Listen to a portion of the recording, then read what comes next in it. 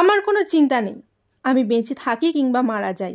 আমি অনেকটা বছর কাটিয়ে এসেছি আমার জীবনের। আমি গর্বিত যে আমার পুরো জীবনটাই দেশের সেবায় লেগে গেল। আর যতদিন পর্যন্ত আমি জীবিত থাকবো দেশের সেবা করে যাব। আমি যেদিন মারা যাব তখন আমি বলতে পারবো আমার শরীরের এক এক ফোঁটা রক্ত ভারতের সেবায় লেগেছে। এই কথাটি ছিল ভারতের প্রথম মহিলা প্রধানমন্ত্রী ইন্দিরা গান্ধীর। 31শে অক্টোবর 1984 সালে উনি মারা যান। কোনো কোনো মানুষের নিজের মৃত্যু নিয়ে আগে থেকেই অবগত থাকেন। যেমন ছিলেন ইন্দিরা গান্ধী, আর ওনাকে গুলি করে খুন করেছিল ওনারই গার্ডরা। আপনি যদি ইন্দিরা গান্ধীর খুনের ঘটনাটি এখনো না জেনে থাকেন তবে আমাদের চ্যানেলে এই নিয়ে ভিডিও বানানো আছে, গিয়ে দেখে আসতে পারেন। 31শে মে 1984 সালের সন্ধ্যে মেজর জেনারেল কুলদীপ বারার ওনার স্ত্রীর সাথে দিল্লির উদ্দেশ্যে রওনা দেওয়ার জন্য প্রস্তুত হচ্ছিলেন। সেই সন্ধ্যায় ওনার কাছে একটা ফোন আসে একটি মিটিংয়ের জন্য। মিটিংটি ছিল অপারেশন ব্লু স্টার। তখন কুলদীপ বারার কোনো রকমে পৌঁছান সেইখানে, আর গিয়ে জানতে পারেন অপারেশন ব্লু স্টারের কমান্ডার হতে হবে। কারণ স্বর্ণ মন্দিরের টেররিস্ট হামলার পর ওইখানে সিচুয়েশন ভীষণ রকম খারাপ হয়ে গিয়েছে। আর এই টেররিস্টদের লিডার ছিলেন জর্নাল সিং ভিন্দ্রাওয়ালে। এই ভিন্দ্রাওয়ালে লুকিয়ে লুকিয়ে সবজি ও গমের এই সবের মধ্যে করে বিভিন্ন রকম অস্ত্র আগে থেকেই এনে মজুদ করে রেখেছিল স্বর্ণ মন্দিরের মধ্যে। ভিন্দ্রাওয়ালের দাবি ছিল পৃথক শিখ রাষ্ট্রের বা খালিস্তানের। আর ওই সময় প্রধানমন্ত্রী ছিলেন ইন্দিরা গান্ধী। বলা হয় নাকি সেই সময় ভিন্দ্রাওয়ালেদেরকে কংগ্রেসেরই কিছু নেতা উস্কানি দিয়েছিল। ভিন্দ্রাওয়ালের পৃথক শিখ রাষ্ট্রের জন্য দেশের মধ্যে একের পর এক অপরাধমূলক ও হিংসাত্মক কাজ শুরু করে দেয়। এমনকি পুলিশের হাত থেকে রক্ষা পাবার জন্য ভিন্দ্রাওয়ালে বিভিন্ন রকমের হাতিয়ার ও তার সাথীদের নিয়ে স্বর্ণ মন্দিরের আকাল তাকতে যায় আর দখল করে নেয়। ভিন্দ্রাওয়ালে নিশ্চিত ছিলেন যে সারা পৃথিবীতে এমন কোনো মানুষ নেই যে তাকে স্বর্ণ মন্দিরের মধ্যে ঢুকে গ্রেপ্তার করতে পারে। আকাল তাক্ত ছিল স্বর্ণ মন্দিরের মধ্যে সবথেকে গুরুত্বপূর্ণ জায়গা। আর আকাল তাক্ত কথার অর্থ হলো অন্তকালের সিংহাসন। ভিন্দ্রাওয়ালে পাঞ্জাবের এই পবিত্র স্থান থেকে বিভিন্ন রকম নোংরা কাজকর্ম শুরু করে দেয়। দোকানঘর লুটপাট, অফিসারদেরকে খুন, আলাদা দেশের হুমকি, এইসব অপরাধমূলক কাজ করে বেড়াচ্ছিল। এবং সেই সময় অন্যান্য রাজ্য শিখদের ওপর অত্যাচার করে যাচ্ছিল।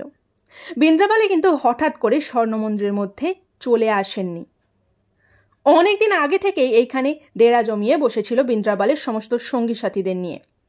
আকাল তাক্ত দখল করার আগে ভিন্দ্রাওয়ালে স্বর্ণ মন্দিরের মধ্যে আরও একটি অংশ দরবার সাহেবে ছিল।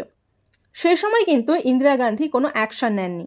কারণ হিসেবে বলা হয় নাকি জয়াল সিং ও পাঞ্জাবের মুখ্যমন্ত্রী দরবার সিং অ্যাকশন নিতে দেননি।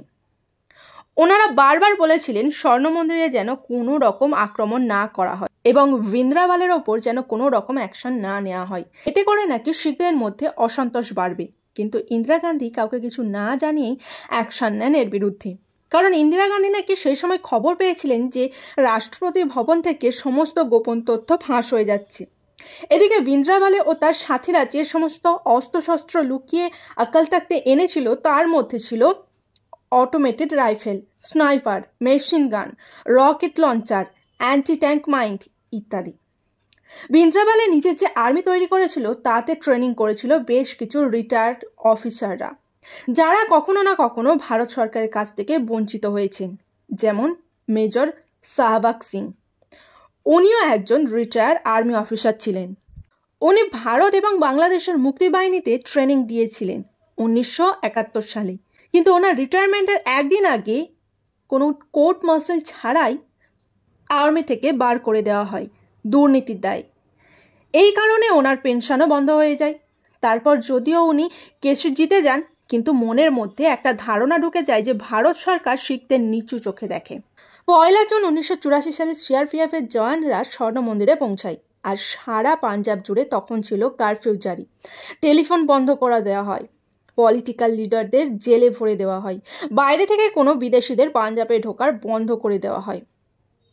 এরপর আর্মিরা ট্যাঙ্ক নিয়ে যায় পাঞ্জাবের স্বর্ণ মন্দিরে। 1 জুন 12:40 সিআরপিএফ জওয়ানরা স্বর্ণ মন্দিরের ওপর গুলি চালায়। সিআরপিএফ জওয়ানদের লক্ষ্য ছিল ভিতরে খালিস্তানিদের অবস্থান কেমন তা জানার, কিন্তু এই গোলাগুলির কারণে 10 জন দর্শনার্থী মারা যান। এই সময় নাকি সিআরপিএফ এর পক্ষ থেকে গুলি চালানোর কোনো ওয়ার্নিং দেওয়া হয়নি। এমনকি যে সমস্ত দর্শনার্থী ওই মন্দিরে এসেছিল তাদেরকেও ভেতরে প্রবেশ করা থেকে আটকানো হয়নি। এটা 1917 সালে অমৃতসরের ডিস্ট্রিক্ট কোর্ট জানিয়েছিল, কারণ সে সময় নাকি সিআরপিএফ গুলি চালানোর ওয়ার্নিংয়ের কোনো প্রমাণই দেখাতে পারেনি। আর সেদিন যখন সাধারণ মানুষেরা ওই মন্দির থেকে বেরোচ্ছিল তখন তাদেরকে ধরে ধরে অ্যারেস্ট করা হচ্ছিল ও জিজ্ঞাসাবাদ করা হচ্ছিল যে তারা ভিন্দ্রাওয়ালের সাথে যুক্ত কিনা। তার পরের দিন অর্থাৎ 2রা জুন ইন্দিরা গান্ধী আবারও ভিন্দ্রাওয়ালের সাথে সমঝোতায় আসার চেষ্টা করেন, কিন্তু ভিন্দ্রাওয়ালে ইন্দিরা গান্ধীর এই প্রস্তাবে খারিজ করে দেন। এরপর ইন্দিরা গান্ধী সিআরপিএফ জওয়ানদের অ্যাকশন নিতে বলেন। 2রা জুন ভারত পাকিস্তানের যে বর্ডার আছে সেই বর্ডারে আর্মিদের ডবল করে দেওয়া হয়, যাতে করে এই পরিস্থিতিতে পাকিস্তান সুযোগের সৎ ব্যবহার না করতে পারে। 3রা জুন জওয়ানরা পৌঁছায় স্বর্ণ মন্দিরে। শুরু হয় অপারেশন ব্লু স্টার। এখানে একটু বলে রাখি, এই অপারেশনের নাম ব্লু স্টার দেওয়ার কারণ ছিল এই অপারেশনটি করার কথা ছিল রাত্রেবেলা, যখন ভিন্দ্রাওয়ালে ও তার সাথীরা এক্সপেক্টই করবে না যে এই সময় তাদের ওপর আর্মিরা হামলা করতে পারে। এবার আসা যাক ব্লু স্টার অপারেশনে। এই অপারেশনের টার্গেট ছিল ভিন্দ্রাওয়ালেকে জীবিত অবস্থায় অ্যারেস্ট করা, কিন্তু যদি সে শান্তিপূর্ণভাবে সারেন্ডার না করে তখন তাকে হত্যা করা।